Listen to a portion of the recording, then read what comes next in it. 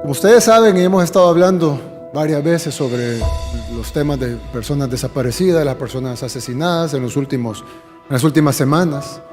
Ahora hay un enfoque distinto, en vista que hemos tenido una reducción histórica en la cantidad de homicidios y en la cantidad de desaparecidos y en la cantidad básicamente de todos los crímenes violentos.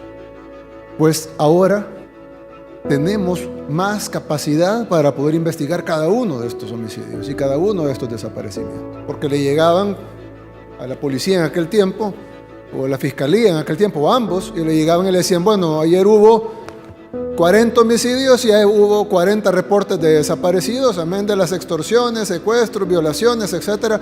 Entonces, en lo que están levantando los expedientes, pasa el día, hay otros 40 homicidios y otros 40 desaparecidos. La gran reducción que ha habido, que ha sido de un 80% más o menos en los últimos años, yo les decía que comparando 2018, que fue el último año que gobernó la administración anterior, comparado con 2019, que gobernamos nosotros la mitad, hubo una gran reducción precisamente porque en la segunda mitad ya estaba implementado el Plan Control Territorial. Y luego, el 2020, ya no competía con un año de la administración anterior, sino que competía con un año que se comprendía de medio año de la administración anterior y medio año de nuestra propia administración, es decir, competíamos con medio año nuestro. Sin embargo, logramos una reducción significativa, casi de un 40%, arriba de un 40%, sobre el 2019, que ya de por sí había tenido una reducción significativa sobre el 2018. Entonces ahora 2021, tenemos el reto de ganarle a un año completo nuestro, full implementado en su primera fase, el Plan Control Territorial, y con cuarentena. Entonces, que el 2021 le gane al 2020 es mucho más difícil. Pero se abre una oportunidad en el sentido de que, como ya no tenemos 30, 40 homicidios diarios, sino 3, sí podemos investigar 3 homicidios. Ahora con el Centro de Investigación Forense vamos a tener ADN, huellas digitales, balística, etcétera, para saber esta huella digital de quién es, este ADN de quién es, esta casquillo es de qué pistola, quién era el dueño de esa pistola, etcétera. Y por lo tanto va a haber más todas las técnicas nuevas de inteligencia. Con eso vamos a poder investigar mejor cada uno de los delitos. La sociedad salvadoreña está evolucionando también, y ustedes lo pueden ver. Como antes habían 20, 30 homicidios diarios, un número similar de reportes de desaparecidos, y la población sí se escandalizaba, pero se escandalizaba por la cifra. No veíamos 30 reportes diarios de personas, porque era imposible tener 30 noticias diarias. La noticia era 30 homicidios. Ahora que son 3, la noticia es: asesinan a tal persona, asesinaron a tal persona y asesinaron a tal persona. Y la población salvadoreña empieza a reclamar: hay que proteger a esta persona, o cuanto mínimo hay que encontrar a quién asesinó a esta persona, que pague por lo que hizo. Los seres humanos tendemos a que cuando las cifras son muy grandes, las vemos como cifras, pero cuando las cifras son pequeñas, ya vemos la realidad, que en cada cifra hay un ser humano detrás, y en cada cifra hay una familia doliente detrás. Antes, incluso cuando le decíamos a la policía: tenemos que investigar los delitos, ¿cuál de los 20? ¿Cuál de los 30? ¿Cuál de los 40? ¿Cuál de los 80 si incluyésemos los desaparecidos? Pero entonces nosotros, creo que al igual que la sociedad salvadoreña está evolucionando y ya no está viendo los homicidios como simples cifras a granel, sino que está viendo cada homicidio, por qué pasó, qué pasó con esta persona que está desaparecida, por qué no la han encontrado, quién fue el culpable, dónde está con vida o está sin vida. Creo que nosotros como gobierno tenemos que evolucionar también hacia eso. Y eso es lo que vamos a hacer. De ahora en adelante, ya que el número ha bajado, vamos a investigar cada caso. Pero hay un porcentaje grande dentro de ese 20% que son los crímenes que no vienen de estructuras delictivas. Por ejemplo, vemos el caso que muchas veces es el familiar. Es el esposo, es el hijo, es el vecino, es el tío que le debía dinero. Incluso vimos hace poco el caso de una persona que asesinó una familia completa para cobrar una herencia. Ya no solo es la tasa de homicidios, que la vamos a seguir tratando de reducir y la vamos a seguir estudiando día con día, pero también la tasa de impunidad. Es decir, ok, esto pasó, no lo logramos evitar, pero ¿quién fue? ¿Y cómo logramos no solo perfilarlo y encontrarlo y capturarlo, sino tener las suficientes pruebas para que el caso no se caiga en el juzgado? sino que esa persona se condene y vaya a pasar el resto de su vida a la cárcel. Para eso vamos a necesitar capacitaciones, el Centro de Investigación Forense, fortalecer ese departamento de la policía, esa subdirección de la policía, nuevas leyes, recursos, y gracias a Dios con la nueva asamblea vamos a tener los recursos que necesitamos y vamos a tener la nueva legislación que necesitamos. Pero también necesitamos que todo esto tenga en su manejo una nueva visión. Es por eso que he decidido este día de que el nuevo ministro de Seguridad será Gustavo Villatoro, quien me acompaña aquí a mi derecha. Ustedes ya lo conocen, es el ex superintendente del sistema financiero, pero su carrera no es en finanzas, su carrera ha sido siempre como fiscal. ¿Cuántos criminales pusiste tras las rejas? Secuestradores fueron 1985. 1985 secuestradores. Ustedes recuerdan, y bueno, los que han estado en la policía mucho tiempo, lo saben, que El Salvador vivió hace 20 años, más o menos 20 años. Hace 20 años vivió una ola de secuestro y se hizo una unidad especial que desbarató las estructuras de secuestro en el país. Hoy por hoy, si bien el secuestro existe, no es como antes. Y eso no fue un trabajo de nuestro gobierno. Yo iba al colegio en ese tiempo. Pero sí fue un trabajo que, si no el fiscal principal, uno de los principales en ese tiempo fue Gustavo Villatoro. En ese tiempo el fiscal Villatoro. Él tiene la visión de la seguridad pública, obviamente no de la manera que la tiene la policía, de la manera que la tiene la Fuerza Armada, que son los pilares fundamentales de toda esta estrategia, sino de la manera de cómo investigamos el delito y cómo me lo dijo él en palabras textuales, cómo agarramos al malo. Y entonces esa nueva visión creo que es importante que se le impregnemos al Ministerio de Justicia y Seguridad Pública. Es por eso que lo he nombrado.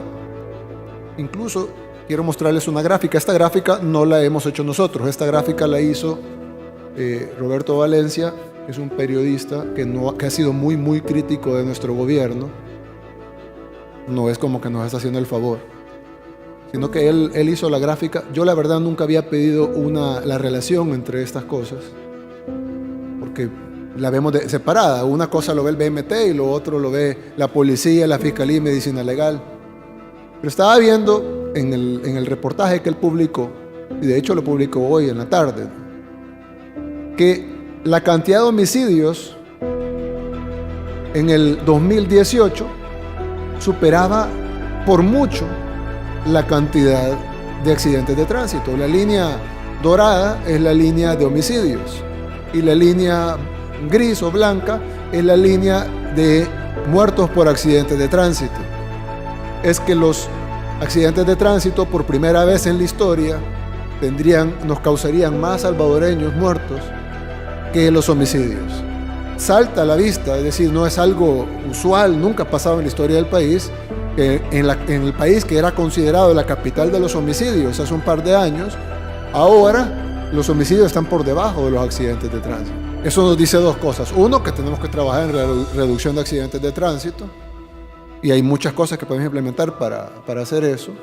Pero también nos dice que esa línea de homicidios que ha estado constantemente a la baja, si ustedes ven ya la comparación 2020-2021, ya nos quedamos atascados. Ahora nos toca cambiar la estrategia para reducir la tasa de impunidad y que la persona así como esa persona que asesinó una familia por cobrar su herencia, o así como el hombre que cometió un feminicidio y asesinó a su pareja, se lo piensen 10 veces porque sepan de que los vamos a encontrar y que vamos a hacer los que pasen el resto de su vida en la cárcel.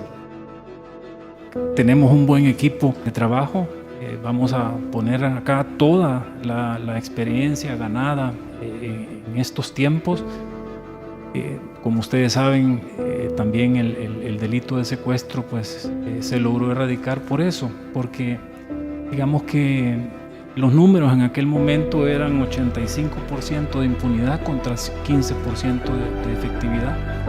Al final del esfuerzo era al revés, el 15% de impunidad y el 85% que sí o sí le llegaba a la justicia, le llegaba a la autoridad y ese sujeto iba condenado a la prisión.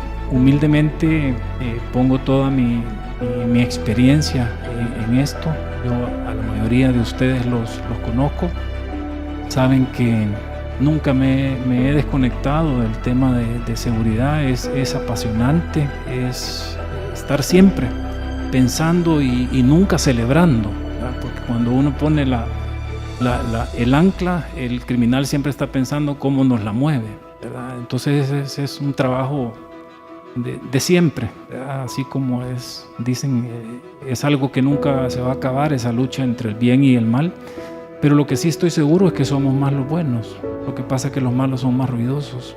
Nuestro promedio hoy por hoy está mejor incluso que los de 1965, cuando no teníamos posguerra, cuando no teníamos todas estas estructuras organizadas. Y la población era la mitad. Y la población era la mitad.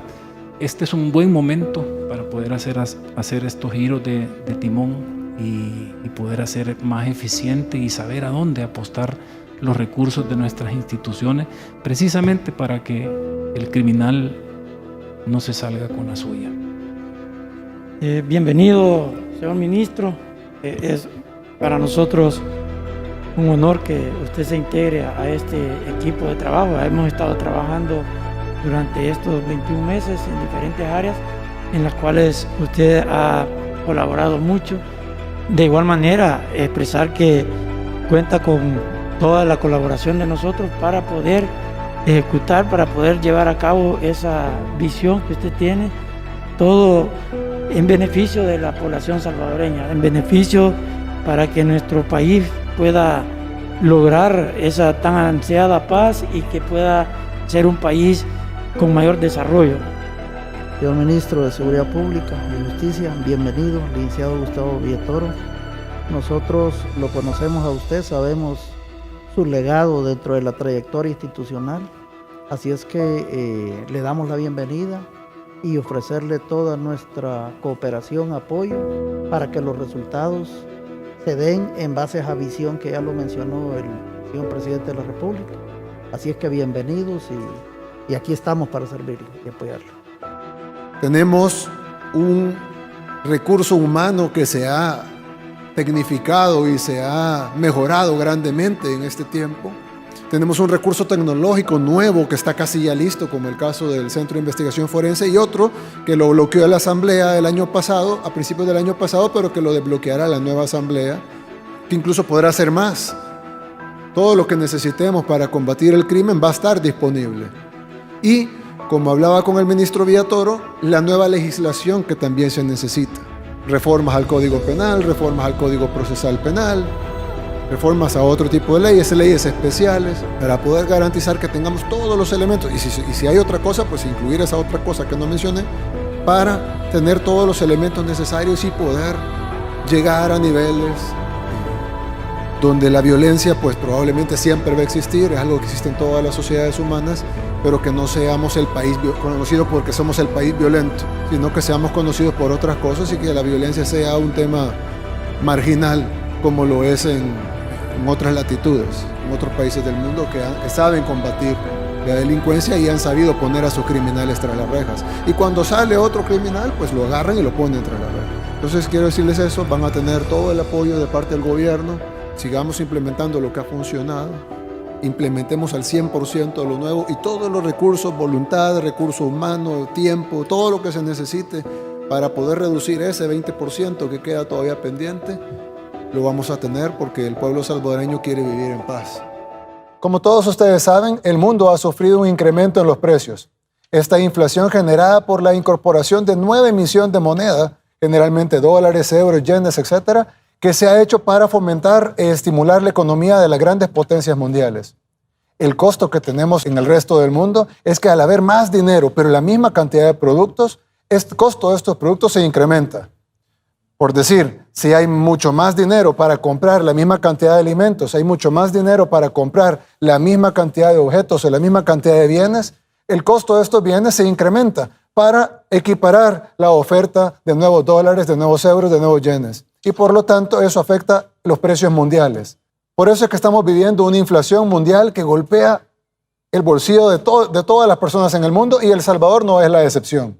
los salvadoreños estamos sufriendo el embate de una inflación mundial. Poco podemos hacer para cambiar las reglas del mercado mundial, pero sí podemos hacer algunas cosas aquí en casa. Es por esto que esta mañana he enviado una solicitud al Consejo del Salario Mínimo para incrementar el salario mínimo de los salvadoreños. Si bien esto dependerá de la aprobación del sector gubernamental, del sector empresarial y del sector de los trabajadores, he solicitado que se incremente en un 20%. Este incremento deberá ser efectivo a partir de agosto, para que pueda aliviar el bolsillo de los salvadoreños más vulnerables, que en gran cantidad son los que reciben y viven con el salario mínimo. No a todos beneficiará este aumento, ya que hay algunos que no están en el sector formal, o hay otros que no tienen empleo, o hay otros que ganan más que el salario mínimo. Y es por eso que también he ordenado que a partir de la próxima semana se haga otra entrega del programa de emergencia sanitaria PES para todos los hogares salvadoreños. Esto va a servir para dos cosas. En primer lugar, va a servir para llevar alimentos a las familias más necesitadas y que por lo tanto deban de comprar menos de ellos para sostener a su familia normalmente.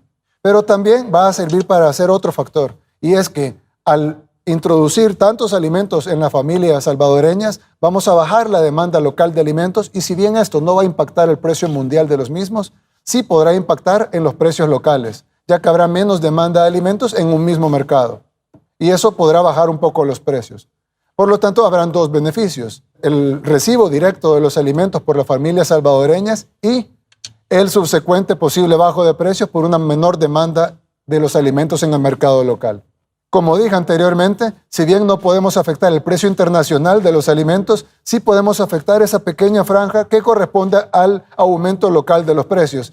Y esa baja podrá ocurrir por la reducción de la demanda de alimentos de las familias al tener este apoyo alimentario de parte del gobierno.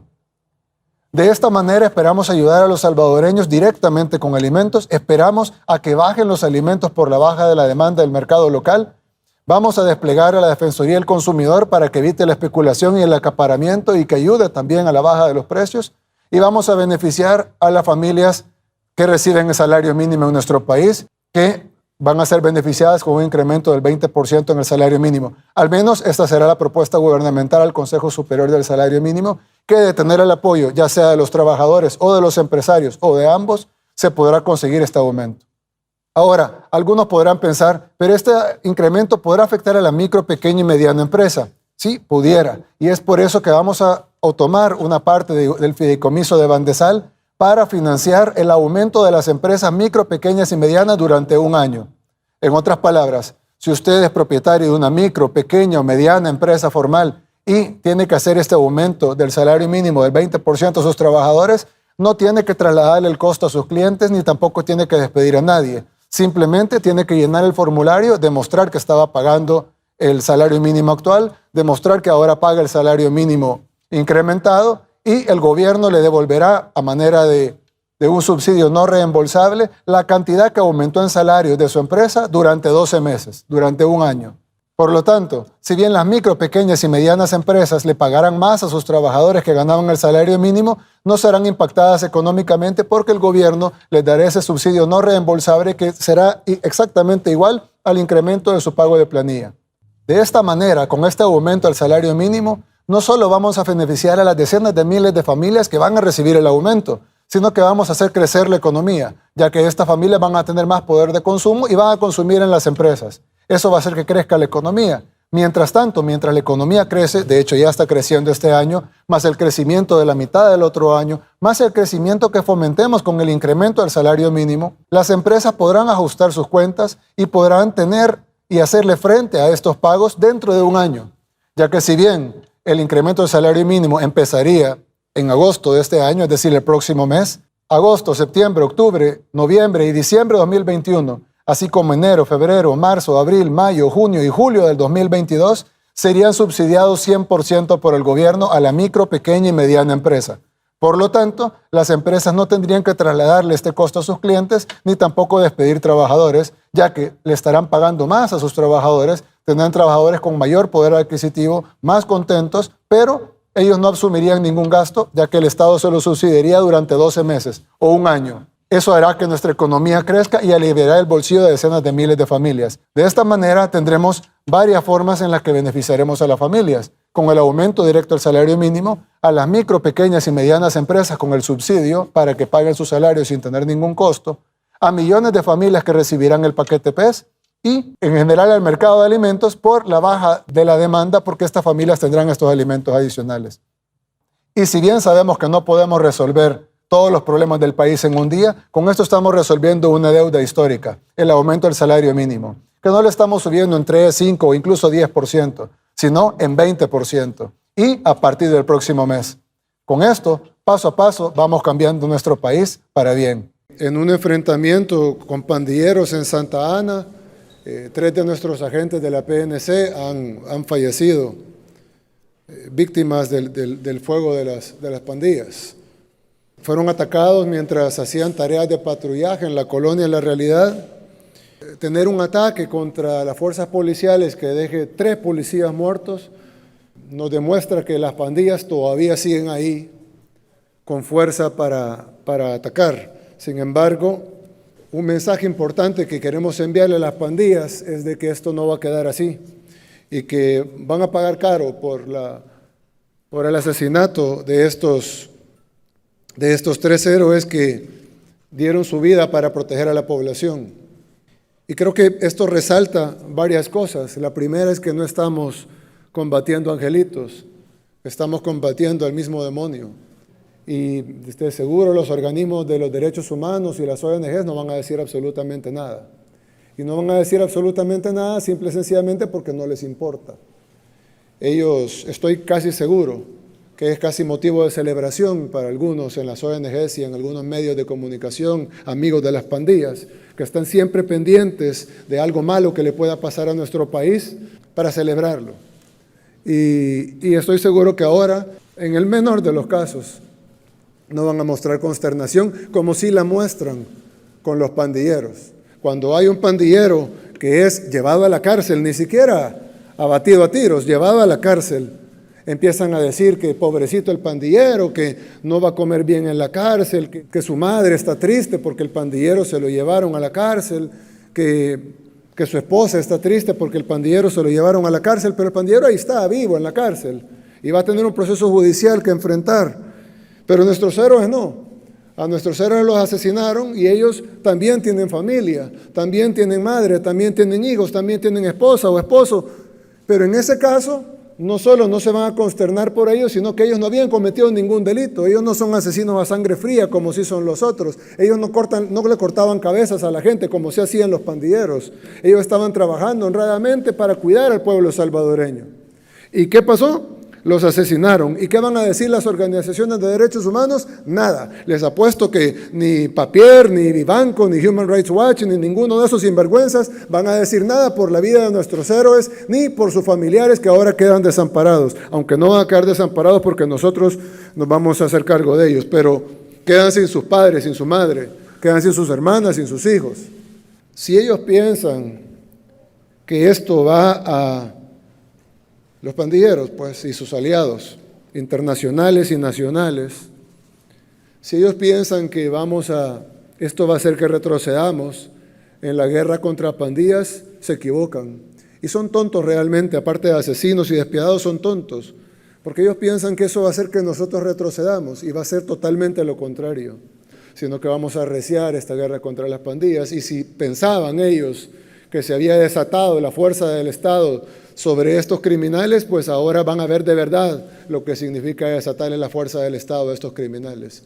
No vieron nada en estos 2 meses y medio de guerra contra las pandillas, porque lo que se les viene es mucho mayor y van a pagar caro por haberle quitado la vida a estos 3 héroes que lo único que estaban haciendo era patrullando para garantizarle la seguridad al pueblo salvadoreño, para que las familias de la colonia La Realidad en Santa Ana estuvieran tranquilas.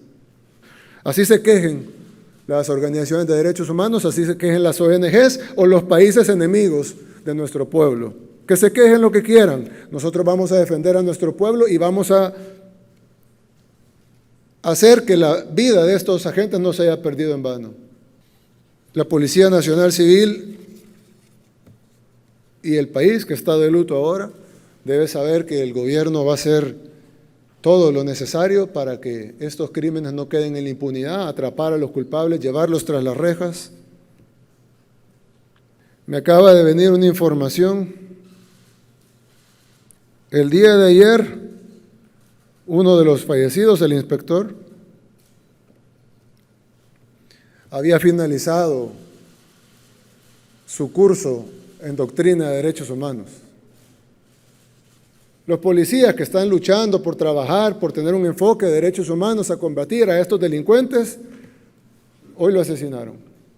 Ya están desplegadas las investigaciones para agarrar a los culpables, pero aquí no solo van a pagar los culpables, aquí va a pagar la clica entera. De todos modos, todos son delincuentes, no es como que estamos agarrando angelitos.